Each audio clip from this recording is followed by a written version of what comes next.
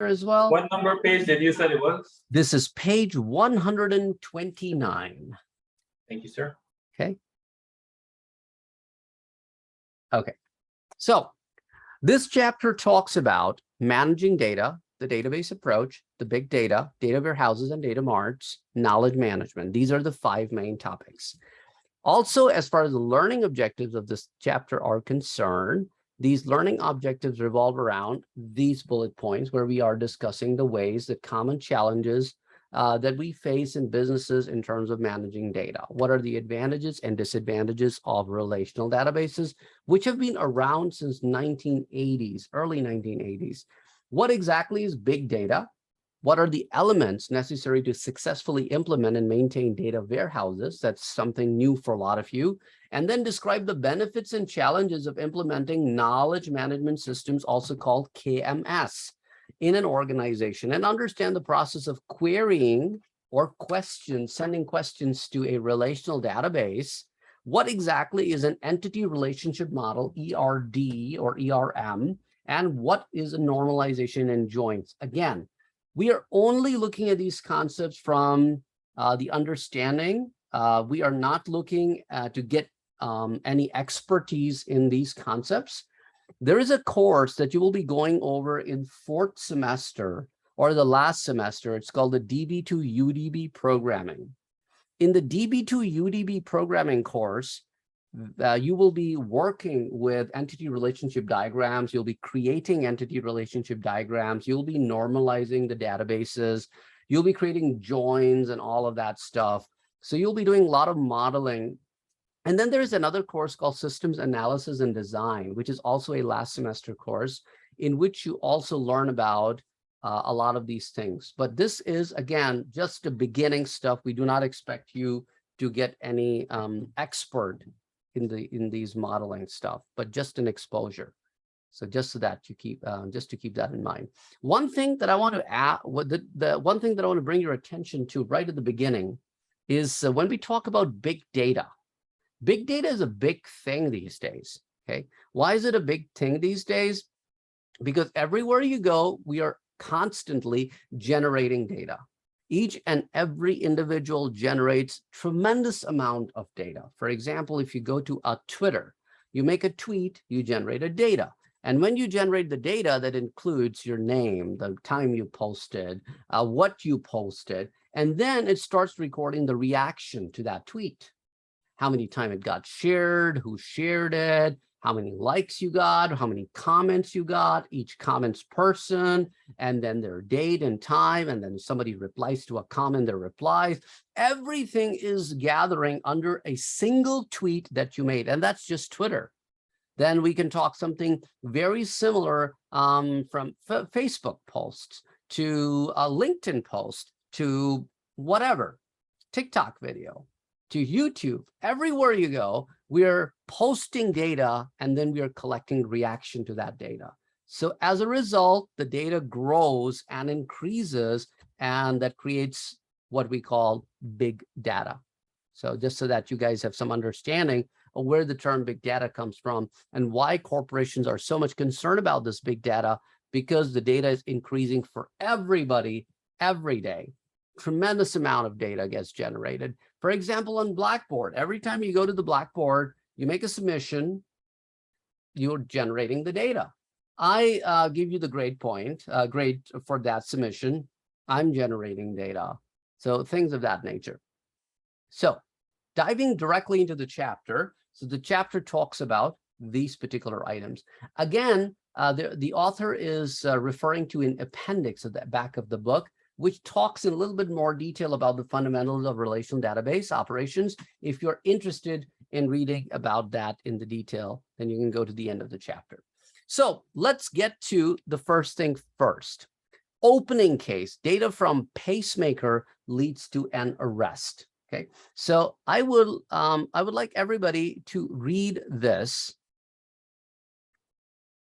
The data from pacemaker leads to an arrest.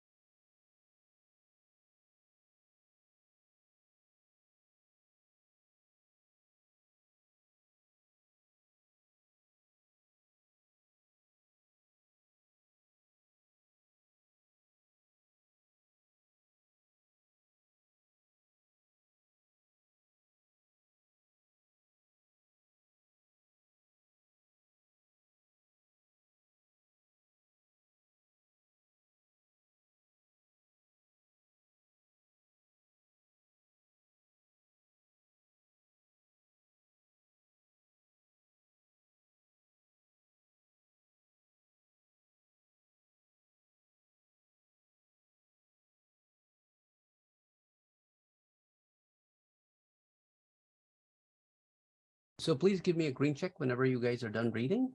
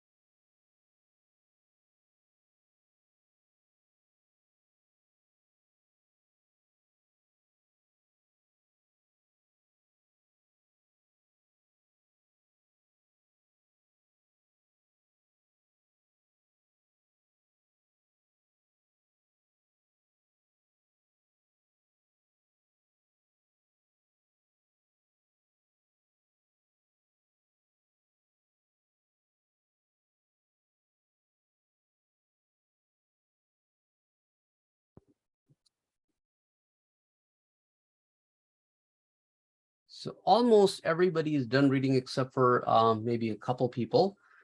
So what I will do here is I will be putting you guys in a breakout room for 5 minutes, and I want you to discuss your viewpoint on this case with the other people in the group. So each room will have 2 to 3 people.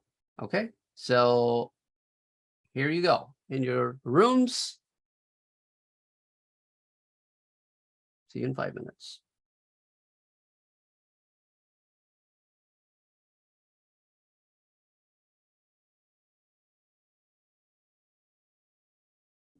Okay, so let me start with the page number 147, the concept of data warehouses and data marts. By the way, besides data warehouses and data marts, we also have a concept of data lakes. So when the database grows too big, too much, then what happens is that we create a smaller data set. And if the database company is too big, then we may have to start with something called data lake. And then we will divide the data lake into data warehouses. And then each data warehouse will then be divided into data marts. For example, if I have a large amount of data for my corporation, I will probably put all of that data in a data warehouse. And then I may create a data mart for human resources, a data mart for financial services of my corporation. Another data mart is for, let's say, the educational branch. So I will have specific data marts for specialized needs. The whole idea is because the data set is so large that I want to lower the time in which the data can be processed. So for that reason, I will create data marts from the data warehouses and data warehouses from my large set of big data. Also, one of the things that we do in data marts or data warehouses is what we do data mining. What is data mining? Data mining is an art of going into a data mart and look for patterns.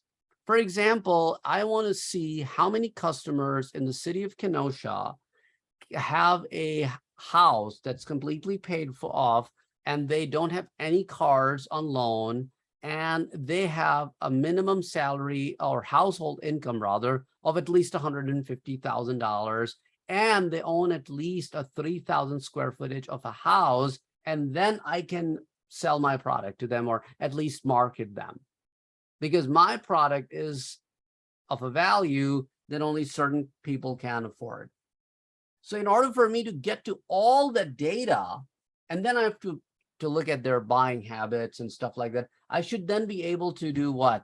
Be able to do my mine the data and be able to get to the special people that I want to market my product. Then comes the data warehouse and data mart. In general, data warehouses and data marts support business analytics application.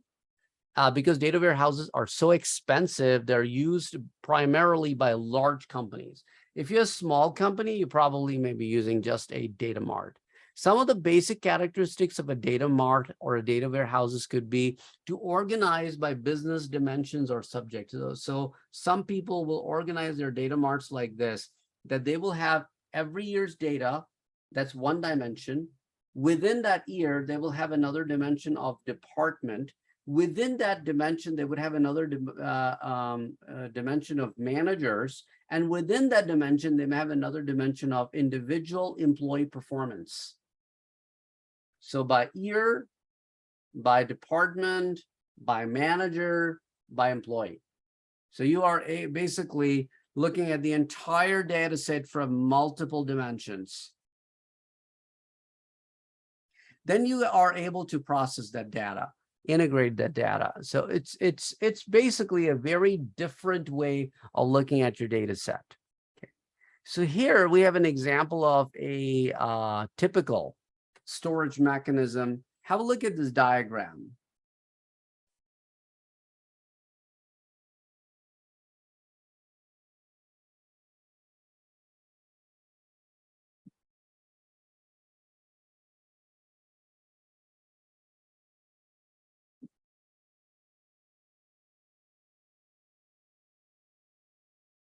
That you have source systems.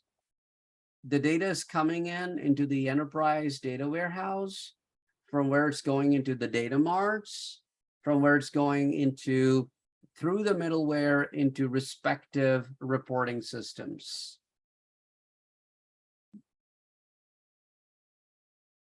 It's just massive, massive. Okay. So again, this is another example which I was talking about earlier, that you're storing your data in different dimensions. So we have a dimension for year, a dimension for parts, and then within that you have a dimension of location where those parts could be found.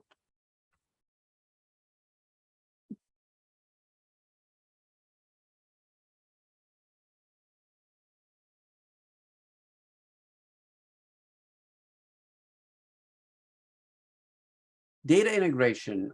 In addition to storing data in their source systems, organizations need to extract the data, transform, and then load them into data mart or data warehouses. And this process is called ETL, although the term data integration is increasingly being used to reflect the growing number of ways the source system data can be handled.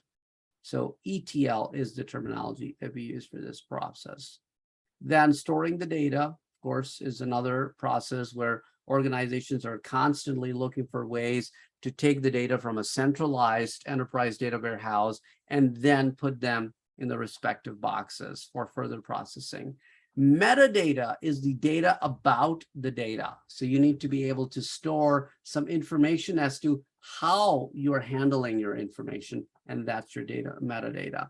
Then at the same time, you need to make sure that the quality of the data is maintained. There are some governance laws in place, and how the users can benefit from this massive data that's getting stored. Now, followed by that is the knowledge management. The knowledge management is a process that helps organization manipulate important knowledge that comprises part of organization's memory, usually in an unstructured format. So knowledge typically is so hard to gain. For example, a person working for an organization for 5 years has a knowledge. How will you store that knowledge? All the documents the person produces on day-to-day basis is one aspect of the knowledge collected by that person, but that's unstructured. That's an asset, but it's unstructured. It's not an easy task to be able to create a knowledge management system, but it is doable. People have done it, and organizations do it all the time. As knowledge is typically divided into 2 categories, and I want you to read both of these paragraphs on page 157 about the 2 types of knowledge.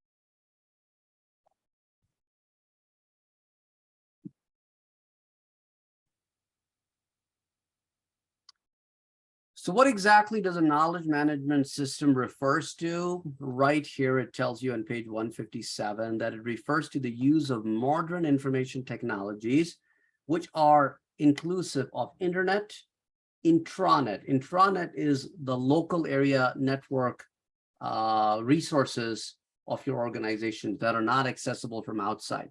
So it's internet, intranet, extranet. Extranet is your local area network resources that are only accessible from outside through a VPN or some kind of an authentication process. So it includes internet, intranet, extranet, and databases to systemize, enhance, and expedite knowledge management, both within one firm and among multiple firms. So that's what the KMS does, and are intended to help an organization cope with turnovers, rapid change, and downsizing by making the expertise of the organization's human capital widely accessible.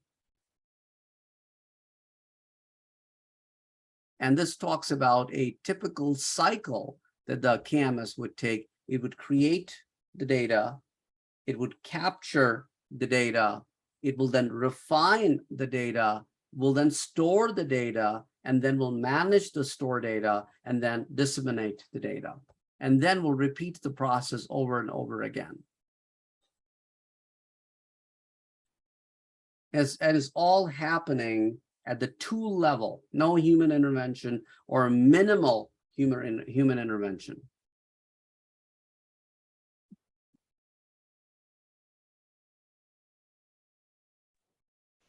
So is that anything like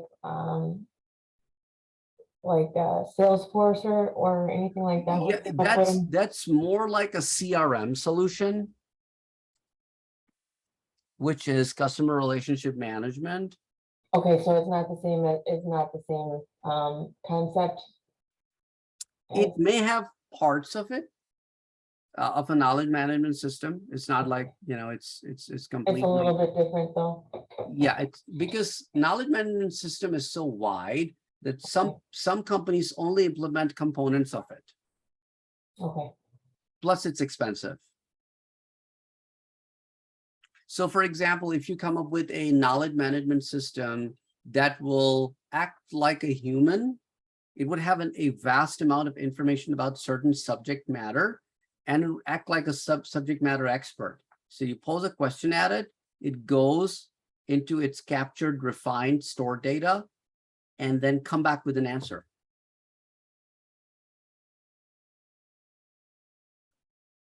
So it would act like somebody who's knowledgeable about a corporation. So you basically send in your query, it goes behind the scene and grabs the related documents or come up with a very specific answer to your question.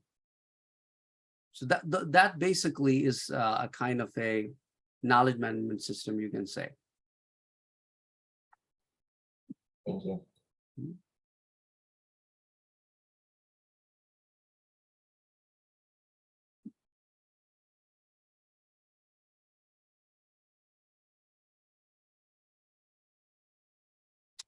I will actually share with you guys.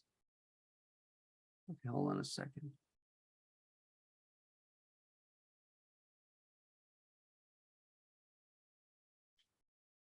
A link in the chat that you can explore after class about knowledge management examples. And it just gives around 7 examples of effective knowledge management systems. Okay.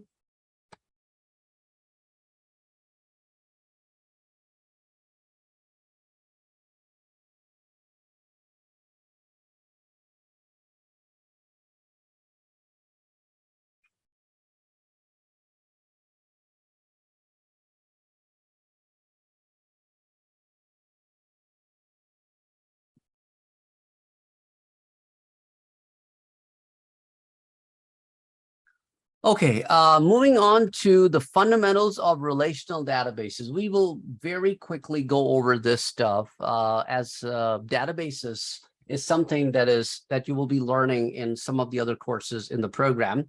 So we use SQL, a structured query language. That is the language in which we communicate with the database. We ask questions and it gives us the response. Those questions can be in the form of create, update, drop, delete, insert, select. Those are some of the operations that you would do on a typical database. So those are done in a certain format, which are defined by SQL. So SQL come up with certain commands. And when we talk about entity relationship model, as I said earlier, in this slide that you're looking at, that you create your relational database as a model. In that model, you define your objects, which are your tables. You define the relationships, where the primary key will be, where the foreign key will be, and then you create fields, you give them data types. The whole 9 yards of the modeling of a database is what is the backbone of your entity relationship model. During that process, you have to follow the business rules. You have to come up with data dictionary where you put in the like terms. For example, within the documentation that was provided to you by the customer, there were words like employee, staff, faculty. So you need to come up with the data dictionary and said, okay, when I use this word, it means these words and kind of stuff. Okay. So that's what it is. It just goes about going into a lot of detail that you guys, it's a little bit beyond the scope of this course, but just so that for your understanding, when we join these entities together, we need to come up with a relationship as to what these entities represent. When you see 2 bars, 2 single bars, it means the relationship is 1:1. For example, if every student gets 1 parking pass, that the relationship between student and the parking pass is 1:1. When you see something like this, it is 0:1. It could be a relationship between, okay, if the insurance is optional, so the relationship between you and the insurance that the college provides will be 0:1. Either you will have none, or if you have, you will only can have 1. Mandatory was 1-many. That means you must have at least 1, but you can have many in that regard. So for example, if I'm teaching courses as a faculty, I must teach at least 1 course, or I could teach many courses. Optional, 0-many. When you become part of Gateway's team as a student, initially, when you become a student, you do not have to have a course right away when you become a student, but you have a choice of taking courses. So you have a choice of taking none to a lot of courses. So that's 0-many relationship. So these are the relationship that needs to be defined between the objects. So this basically goes about giving you different examples. Normalization, on the other hand, is a process of eliminating redundancy. So for example, if I want to store 2 phone numbers of a student, how should I store them? In the same field, comma delimited? Bad idea. I should rather have multiple fields, 1 field for home phone, 1 field for cell phone and stuff like that. Similarly, I should not put a lot of data in 1 place which is not related. I shouldn't be storing your academics in the same place where I store your personal information. I shouldn't store with every employee the job description. Why is it a bad idea to store job description with every employee?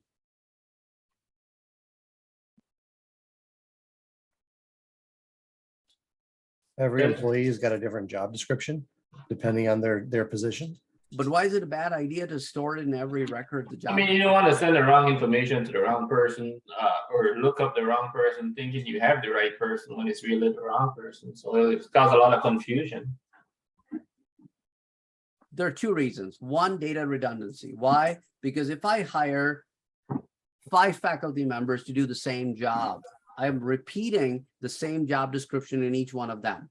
I'm rather better off creating another table called job description and give each job description a job ID and give each one of those faculty members that job ID. Instead of having to repeat the entire job description for each one of them, I can just have the job ID repeated. That's one advantage. I can reduce the data redundancy. Second advantage is, for example, if there is one faculty only in that area, and I stored job description in the same place where I stored his personal information or her personal information, if that person's record gets deleted for whatever reason, I'm also losing the job description.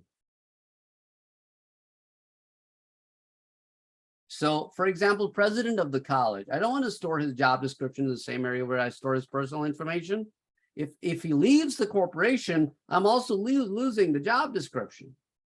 So I want to keep the job description separate from the personal information and simply link the two pieces together. So the normalization helps me figure out what data needs to be stored where and how. So that's basically what this whole discussion goes about. And then, some closeout. So anyway, you have a lot of information packed into this one chapter about databases. Again, as I said earlier, I want you to read the chapter during the week, answer the questions that are asked in the homework assignment, take the quiz.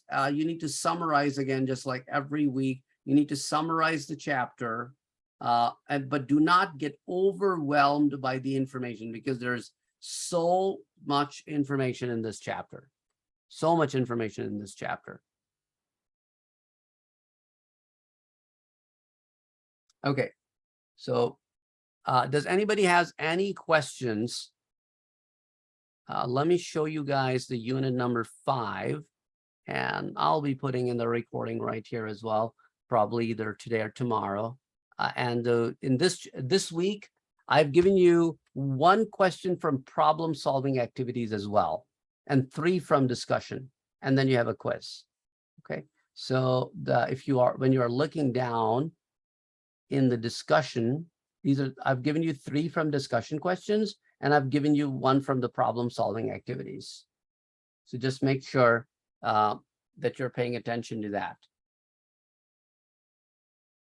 I got something I want you to help me with outside of this when everybody's listening. Yeah, okay, sure, that's fine. So again,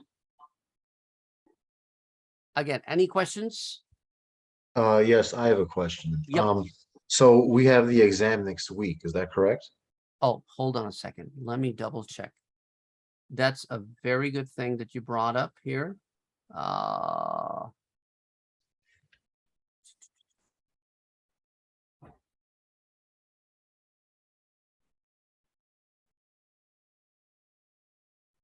Oh, you're right. I forgot to tell. Yes, so we will not be meeting in class next week. You will have I will be making your midterm available on the 13th, and it will be available to you till the 20th. So we are not meeting next week. I'm glad you brought that up. So does that mean we have a whole week to work on the exam? Yes, you have the whole week to work on the exam. Okay, Those and it's 200 questions you can, I'm just kidding. and it's open book, I assume, as well. You want open book too? I don't know if it is. I'm just asking. Come on. Yes. Yes, it is open book. I'm not that mean. Okay. So yes, the nature of the exam will be slightly different. Okay. The nature of the exam will be that you will be writing a paper for me. And in that paper, you will be comparing some information from the chapters that we have gone over. So it will be a slightly different kind of an exam. Well, not going to be, multiple choice, true, false kind of an exam. So you said a paper. How many pages? It will for like 30 pages. Is that enough? I would That was going for like 50. No, only 2 pages, double spaced. Okay. Okay. Don't use font size 16. Oh, man. Okay. Now, before you all take off, I have one thing to ask you. I hope by the end of this chapter, you are not thinking like him.